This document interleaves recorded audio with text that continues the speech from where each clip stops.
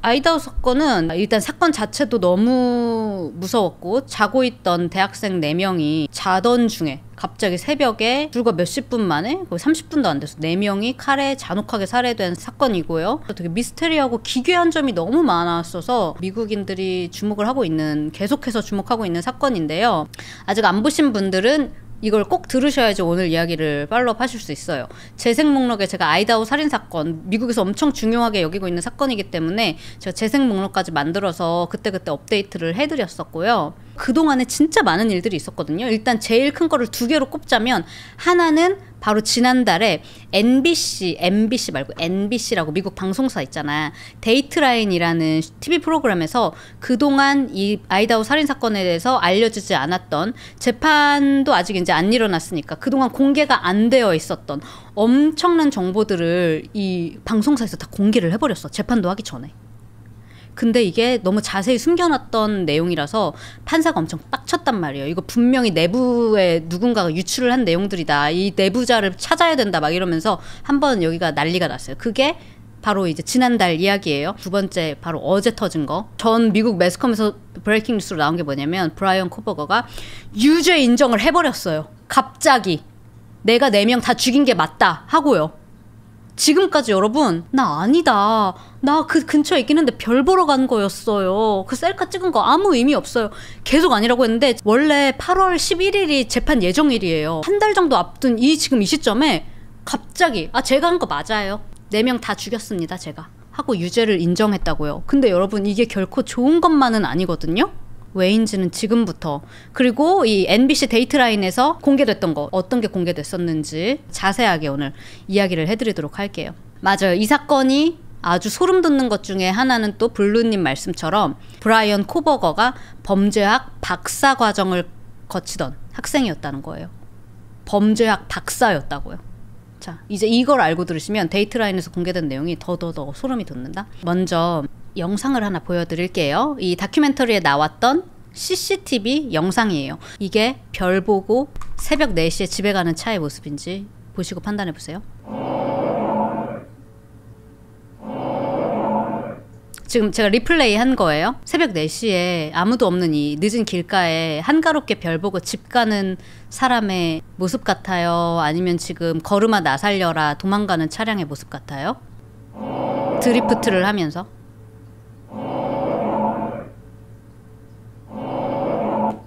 자, 근데 이것만 잡힌 게 아니에요. 나는 진짜 너무 소름 돋았던 게, 온라인에 떠돌아다니는 얘기 중에 그날 그 하얀색 엘란트라가 늦은 시간에 계속 그 골목을 왔다리 갔다리 하는 걸 봤다는 사람이 있다고 했는데, 이 바로 집 옆에 있는 골목이거든요. 여기를 새벽 3시 30분, 새벽 3시 33분, 새벽 3시 38분, 3시 40분, 3시 56분, 3시 58분, 거의 3분에서 2분 간격으로 계속 왔다가 들어왔다가 나갔다가 이거를 계속 반복하고 있다고.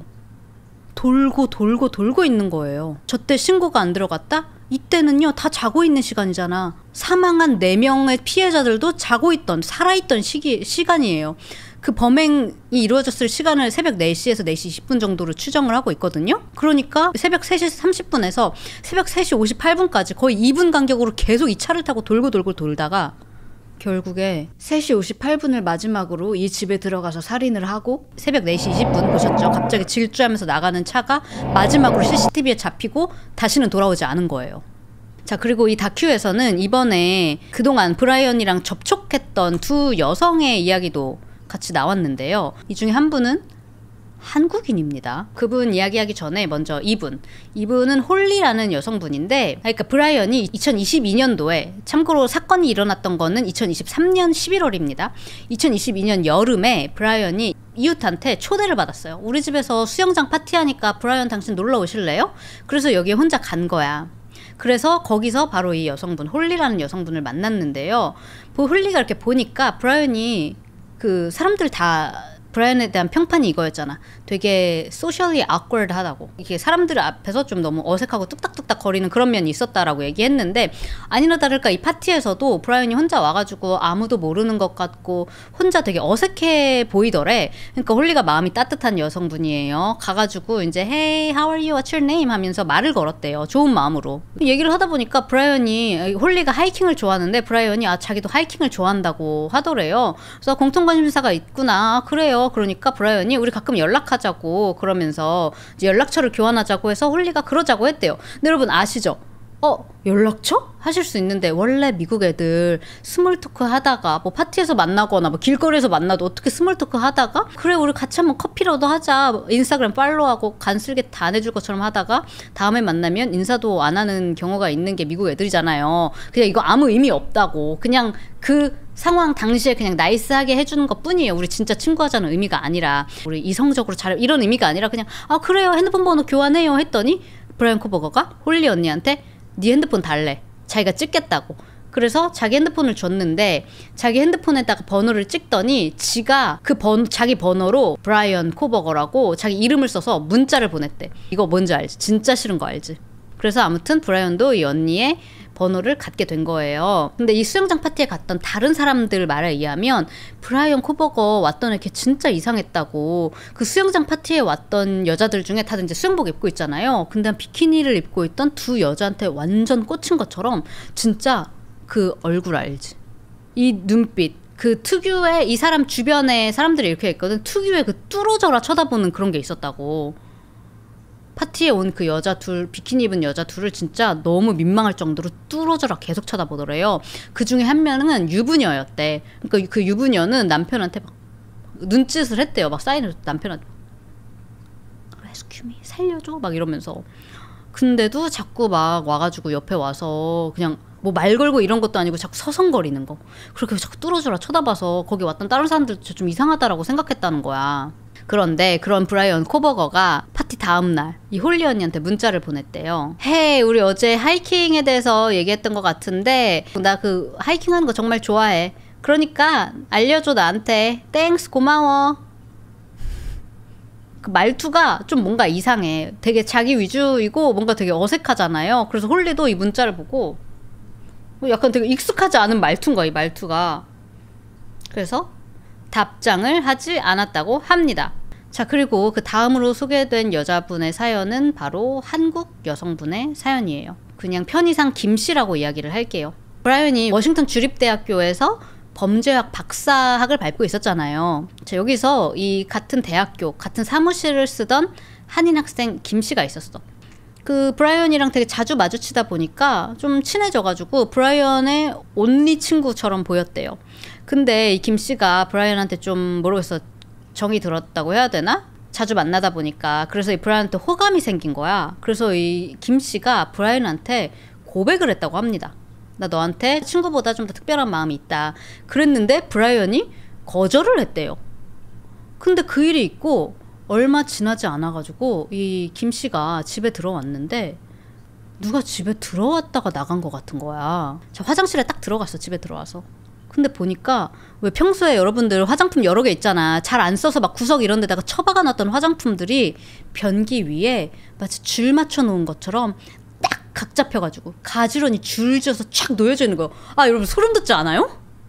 얼마나 깜짝 놀랐겠어, 이 김 씨가. 그래서 뭐야?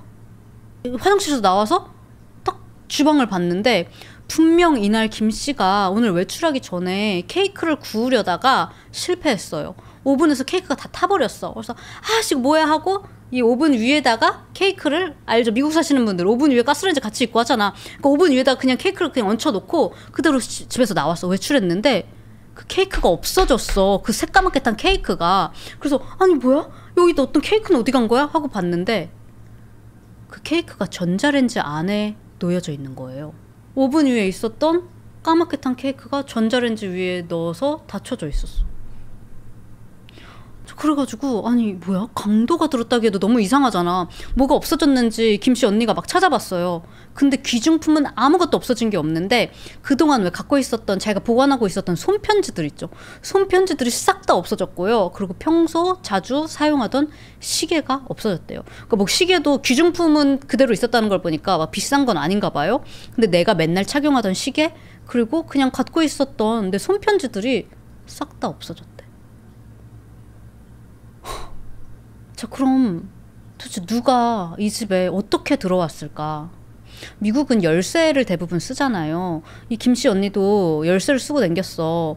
근데 언니가 평소에 열쇠 잊어버릴까봐 항상 학교 사무실에 들어오면 자기가 쓰는 책상에 똑같은 서랍에 똑같은 장소에 항상 거기에 집키를 보관하고 거기다가 뒀다가 집에 갈 때 가지고 갔어. 근데 이 사건이 있기 바로 며칠 전에 그 키가 온데간데 사라진 거예요. 갑자기 귀신이 고칼노르인 것처럼 맨날 두던 열쇠가 없어졌다고. 근데 그 사무실 누구랑 같이 쓴다고 했죠? 브라이언 코버거. 고백하고 나서 나는 심지어 거절당했는데 열쇠가 없어졌네. 도대체 누가 그런 걸까? 아, 여기다 분명 열쇠를 뒀는데 내가 어디 떨어뜨렸나? 오피스에 있나? 화장실에 뒀나? 막 이랬는데 절대 못 찾았단 말이에요. 그런데 그 집에 침입자가 있고 나서 갑자기 그 열쇠가 짜잔 나 여기 있었는데 어디 갔었어 하는 것처럼 갑자기 뿅 하고 다시 나타났대. 자, 그러니까 이 언니가 너무 소름이 돋은 거예요. 그래서 와, 안 되겠다. 집에 CCTV라도 설치해야겠다. 아, 이거 설치하는 거 누구한테 도움을 좀 청하고 싶은데 누구한테 도와달라고 하지? 누구한테 도와달라고 할게. 내 친구 브라이언한테 부탁해야겠다. 김씨는 집에 카메라 설치 이런 걸 해본 적이 없어요. 브라이언이 해주겠대. 그래서 집 CCTV도 실제로 설치를 해줬어요. 셋업까지 다 해줬대. 너네 집 와이파이 뭐야? 비밀번호 뭐야?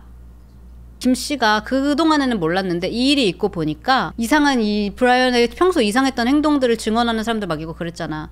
그걸 보니까 그동안에 브라이언이 우리 집을 다 보고 있었던 게 아닌가 그런 생각이 들더래요. 우리 집 와이파이, 비번, 어플까지 걔가 다 설치했잖아. 그래서 그동안 감시당했던 게 아닐까 하네요 라고 했다고 합니다. 자, 그래서 이것도 데이트 라인에서 아주 자세하게 공개된 이야기였어요. 또 이 다큐에는 또 FBI 요원이 등장을 해요. 이 요원이 브라이언의 휴대폰 기록 분석 내용에 대해서 이제 이야기를 했는데요. 범행이 있었던 건 2022년 11월 13일이었거든요. 근데 살인이 있기 바로 2달 전 9월 10일에 브라이언 코버거가 이런 걸 검색했대. 대학생의 반사회적 성향. 소시오패스도 친사회적으로 행동할 수 있는가? 경찰은 언제 사람을 구금할 수 있는가? 모르겠어요. 이런 게 학업에 필요해서 검색했던 내용이었는지 아니면 자기에 대해서 궁금해서 이야기를 하고 있는 건지. 그리고 연쇄살인마인 테드 번디에 엄청 집착해서 테드 번디 관련 유튜브 영상이며 기사며 자료를 엄청나게 검색해서 보고요.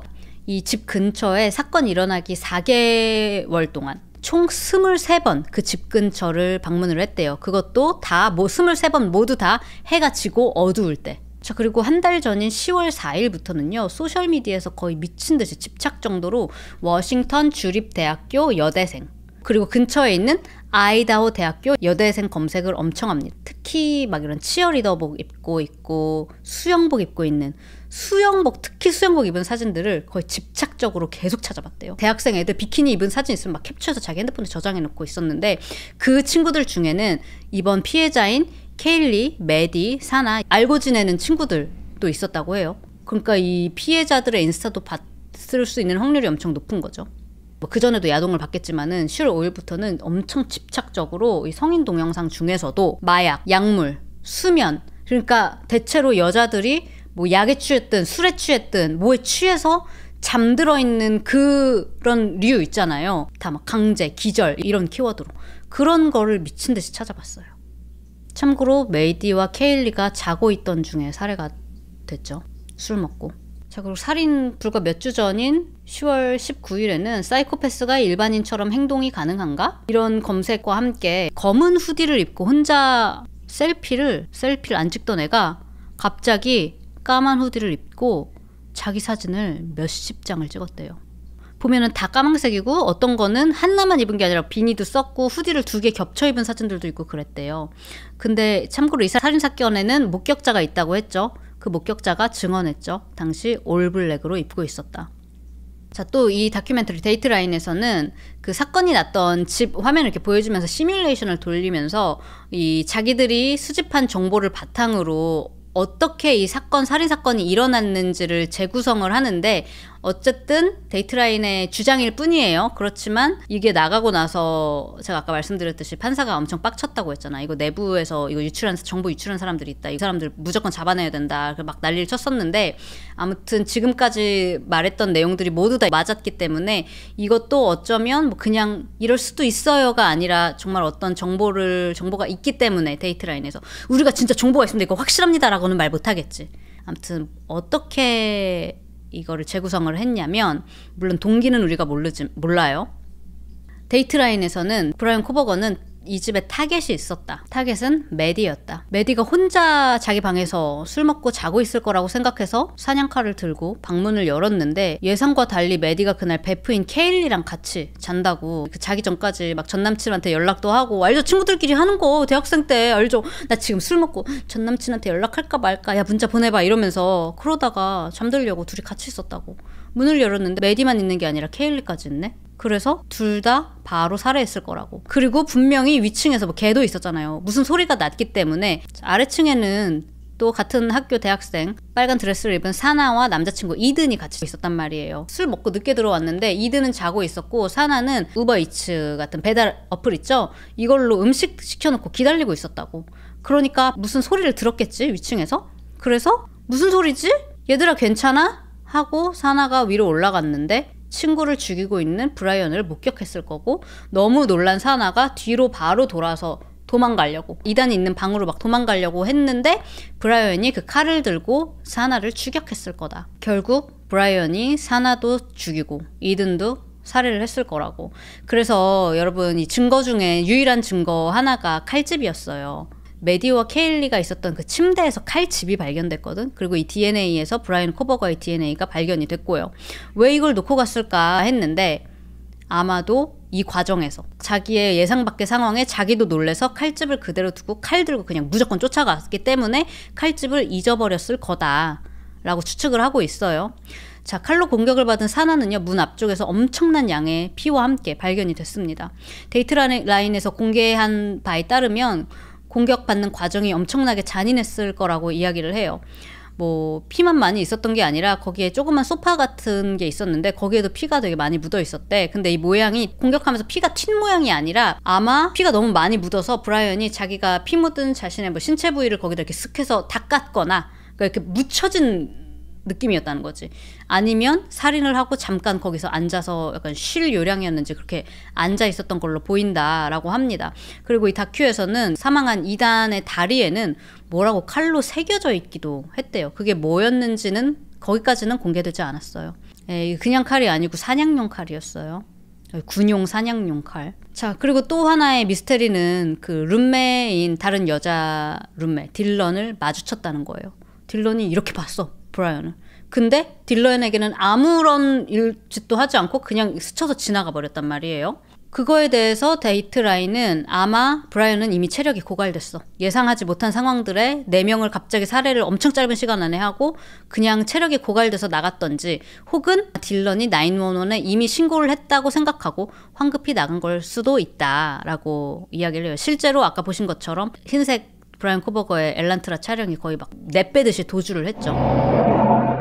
이후에 거의 이제 바로 집에 도착하자마자 아빠한테 전화해서 거의 아빠랑 1시간 통화를 했다라고 하는데, 이 알고 보니까 이 가족들의 핸드폰이 다 아빠 명의로 등록되어 있대요. 그래서 이게 뭐 누나인지 아빠인지 엄마였는지는 모르겠는데, 아무튼 가족이랑 1시간 이상 전화를 했대요. 전화를 끊고 나서 거의 얼마 지나지 않아서 제가 지난 영상에서 보여드렸던 진짜 진짜 너무 소름 돋는 이 셀피 사진을 지 핸드폰으로 찍었어요. 다시 봐도 소름인데, 저 뭔가 의미심장한 알 수 없는 뭔가 자랑스러운 저 표정을 보라고. 누가 봐도 얘 지금 너무너무 피곤한데 뭔가 뿌듯해. 뭔가 흥분해 있어. 막 샤워를 마치고 나온 모습으로 보이죠. 나 이제 피 다 씻어냈고 미션 석세스, 약간 이런 모습으로 찍고 있었잖아. 이날 이후로 유튜브에 아이다호 살인사건, 아이다호에 관련된 이 컨텐츠들을 다 찾아봤대. 또 테리 번디에 또 꽂혀가지고 테리 번디를 엄청 또 봤대요. 그리고 이 테드 번디를 찾아보면서 계속 들었던 노래가 있는데 브리트니 스피어스의 크리미널이라는 노래예요. 가사가 어떻게 되냐면 He's a killer just for fun, fun, fun. He's got no conscience. He's got none, none, none. 한국어로 번역하면 그는 재미로 사람을 죽이는 살인자야. 재미로, 재미로, 재미로.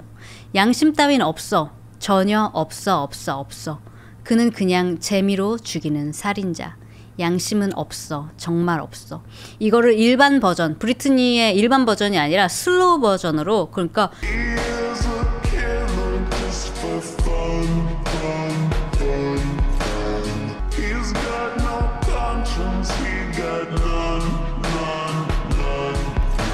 이렇게 플레이 되는 노래를 듣고 또 듣고 플레이를 하고 있었대요. 이런 것들까지 공개가 됐고요. 네, 이걸로 난리가 났죠. 인터넷이 한바탕 난리가 났고, 그러면서 이제 더 이 사건이 막 주목을 받으면서 재판 언제 열리냐. 실제로 막 가속이 붙기 시작했어요. 지금까지 거의 3년, 2년 반 동안 계속 미뤄졌잖아. 재판이 딜레이되고 여기서 열린댔다가 여기로 옮겨주고 판사가 바뀌었다. 검사 어쩌고 계속 바뀌었어. 여러분들 가족들은 지금 2년 반 동안 재판을 시작도 못하고 개골들 내렸잖아요. 너네 가족들한테 어디 가서 이런 거 얘기 절대 하지 말아라 해서 어디 가서 말도 못하고. 이 사람들은 케일리의 특히 아버지가 계속해서 매스컴에 나오셨거든요. 제발 이 사건을 잊지 말아달라. 독려하셨어. 일반 유튜버들, 뭐 기자들 유튜브에 나와서 계속 인터뷰 계속 응해주시고 자기가 말할 수 있는 범위 내에서 얘기해주면서 우리 애들 잊지 말아달라고. 왜냐면 재판이 이렇게 계속 딜레이가 되니까 매스컴에서 유튜브에서 뭐 사람들이 관심을 가져줘야지 뭔가 이 검찰 측에서도 뭔가 압박을 느낄 거 아니에요. 자, 그런데 2025년 8월 11일 재판 시작 확정이 됐단 말이에요. 그리고 이 재판에서 브라이언은 유죄를 받으면, 살인사건에 대해서 유죄를 받으면 아이다호는 사형이 있기 때문에 사형 선고를 받을 예정이었습니다. 그런데 갑자기 바로 어제인 6월 30일에 온갖 뉴스에서 갑자기 브레이킹 뉴스, 브라이언이 유죄 인정을 했다. 자, 이렇게 되면 이건 무슨 뜻이냐. 딜을 한 거예요. 딜을, 형량 거래를. 그러면 이제 사형이 아니라 4건의 종신형을 받게 되는 거예요. 검찰 측이 브라이언한테 제안했어. 야, 너 그냥 인정해. 브라이언 변호인이 바로 이전에, 형량거래 있기 전에 또 이거를 어필했어요. 이거는 브라이언의 단독 범행이 아니다. 지금 3명, 4명, 이거는 여러 명 그룹에서 한, 이거는 살인사건이다 라고 했는데 이 판사가 여기에 대고 이렇게 얘기했거든. 지금 그렇게 얘기하는 거는 넌 지금 증거를 내고 있는 게 아니라 지금 망상하는 거에 불과하다라고 약간 좀 사이다로 이야기를 하긴 했어요. 그러니까 이제 변호인도 이게 안 먹히는구나. 데이트라인에서 이런 거 다 공개됐죠. 그리고 기억나세요? 검찰이 자기네 데이터 증거들 뭐 이런 자료들 50 몇 테라바이트 기록들 다 갖고 있다고 했어. 재판이 앞으로 열렸으면 뭐가 더 나왔을지 몰라요. 데이트라인 지금 이거 나온 것만으로도 빼박으로 보이잖아. 근데 진짜 재판이 열린다면 뭔가 더 큰 것들이 나왔을 수 있겠지? 근데 여기서 더 열받는 건 뭐냐면 이제 얘가 유죄 인정을 했기 때문에 8월 10일 재판은 열리지 않는다는 거예요. 이걸로 끝이라고. 미국 시간으로 바로 내일 이게 오피셜하게 형량거를 이제 받아들인다, 이제 공개가 될 거라고 이야기를 하는데 이게 혹시 안 받아들여질 수도 있지 않을까? 라는 일각의 희망도 사람들이 갖고 있는 사람들 있지만 일부 그 가능성은 제로에 가깝다고 하더라고요. 전문가들, 뭐 변호사들 나와서 얘기하는 거 들어보니까. 왜냐? 검찰이 제안한 거기 때문에. 미국 법 왜 이래? 여러분, 그러니까요. 그러니까 우리는 이제 브라이언의 뭐 동기도 뭐 물론 법정에 서도 동기는 얘기 안 해도 되지만 정말 왜 이런 일이 있었는지, 그리고 어떤 검찰들이 강력한 증거들 자기들 갖고 있었다고 했거든? 이것들을 영영 볼 수 없게 된 거예요. 진짜 말도 안 돼. 왜 지금 거의 3년을 끌고 재판이 한 달 남은 상황에서 이런 결정을 왜 내린 걸까? 가족들의 의견도 좀 갈려요. 지금 네티즌들의 의견도 좀 갈리고. 지금까지 계속 인터뷰하고 하셨던 이제 케일리 부모님은 이거 지금 말도 안 된다. 이거는 정의가 아니다 라고 하고 계시고, 또 이 사남 친구의 부모님은 이 소식을 듣고 너무 분노해서 눈물이 났다 라고 이야기를 했는데, 또 메디슨의 부모님은 오히려 그냥 계속 상처를 후벼파는 것 같았기 때문에 그냥 이걸로 됐다고 그렇게 얘기를 하시기도 했대요.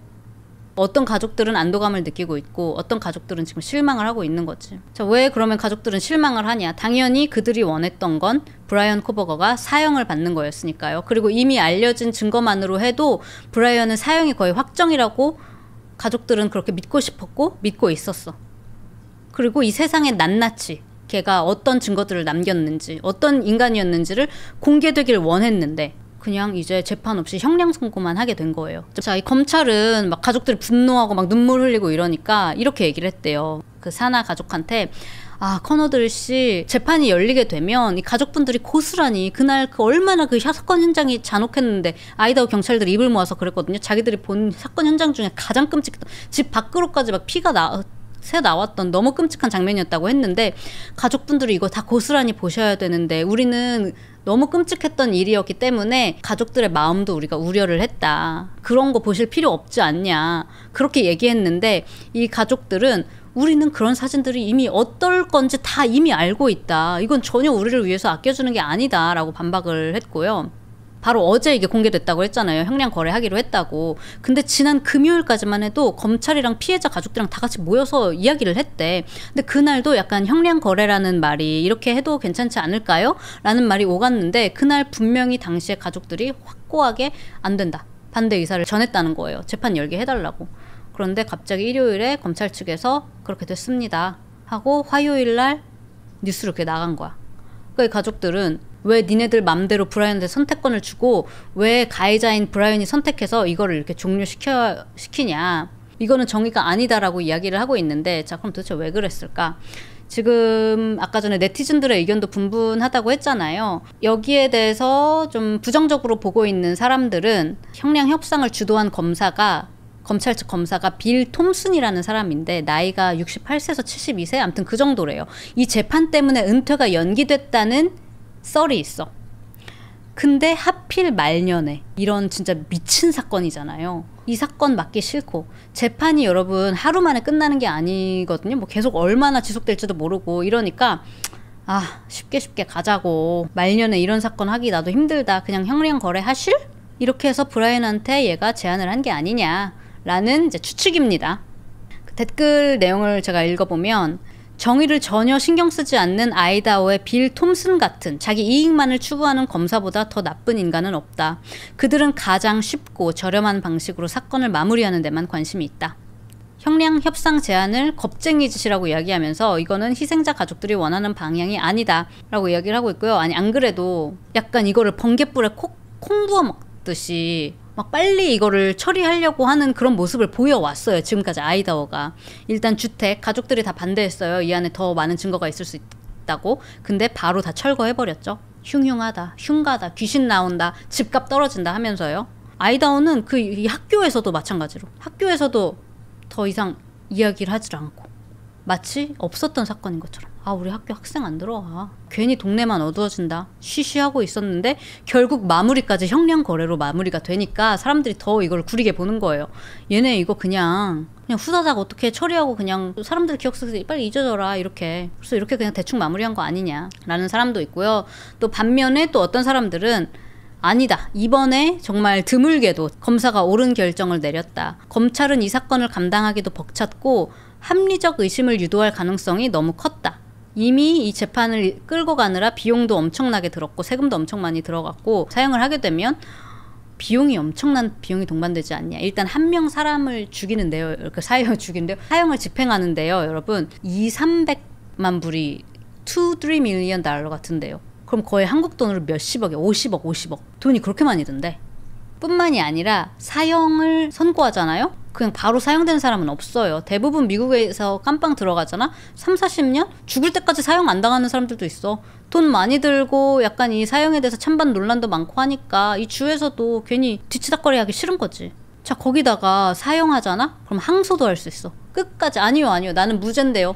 제발 감형해주세요. 이렇게 하면서 항소하면 또 재판이 열리니까 그게 다 세금이잖아요. 또 그리고 항소를 할 때마다 피해자 가족들이 또 나와가지고 그걸 반대를 해야 돼요.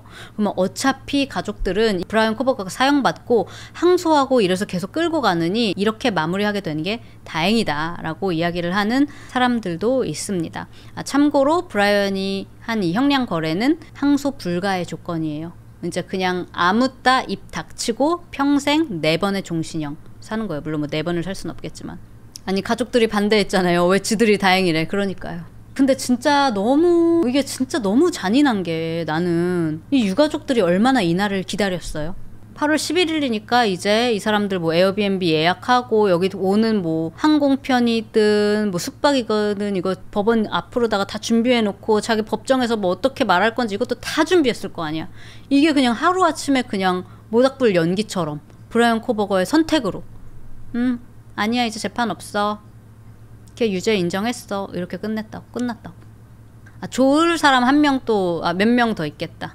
생존자 룸메이트 친구들 있죠. 그 친구들 입장에서는 아마 잘된 일일 거예요. 왜냐면 분명히 증언대에 섰을 텐데 증언대에 섰으면 그날 이야기를 하면서 변호사한테 또 엄청 공격을 받았을 거고 거의 인신공격 받았을 거고 안 그래도 지금 온라인에 걔네도 한팬에 어쩌나 막 음모론 장난 아니거든요. 이거 진짜 미국에서 엄청 막 사람들이 이슈로 생각하는 사건인데 또 이런 음모론자들도 엄청 많아요. 이 그룹이 있다고.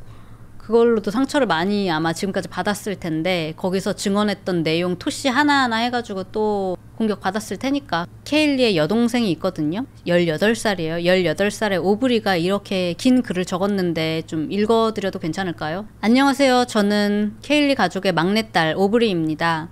비록 직접 이 자리에 함께하지는 못했지만 저는 이 침묵을 견딜 수가 없습니다. 애초에 이런 자리가 열렸다는 것 자체가 잘못된 일이기 때문입니다. 아마도 이 가족들에게 공식적으로 형량 거래가 완료가 됐다는 거를 얘기하는 자리를 이야기하는 것 같아요. 이단, 케일리, 매디, 사나의 가족들이 지난 2년 반 동안 겪은 일들은 말로 표현할 수 없는 고통이었습니다. 수차례의 지연, 재판 장소의 변경, 사랑하는 사람들을 잃은 이들에게 우리 사법 시스템은 감당할 수 없는 짐을 더 얹었습니다. 그럼에도 우리는 희망을 붙잡고 있었습니다.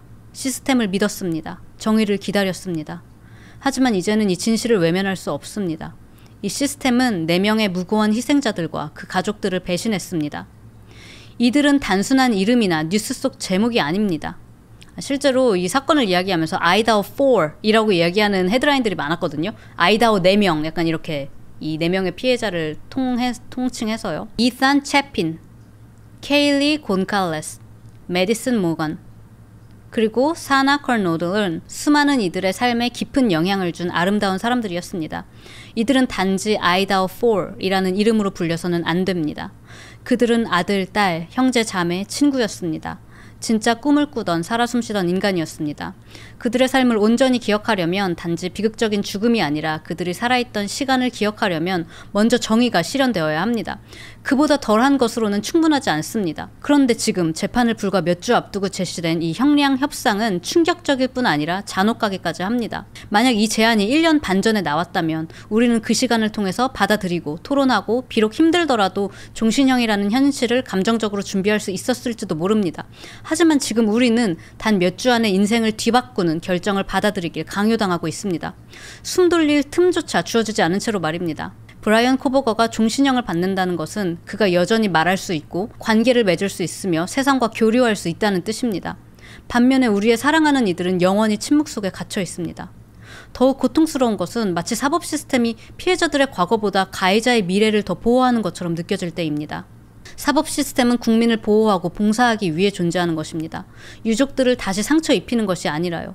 그런데 우리는 반복적으로 불시에 외면당하고 지지받지 못한 채 이 자리에 섰습니다. 너무 슬프다. 이번 막바지 형량 협상은 정의의 실현이라기보다 마치 사후 처리처럼 느껴집니다. 우리는 복수를 요구한 것이 아닙니다. 우리는 책임을 요구합니다.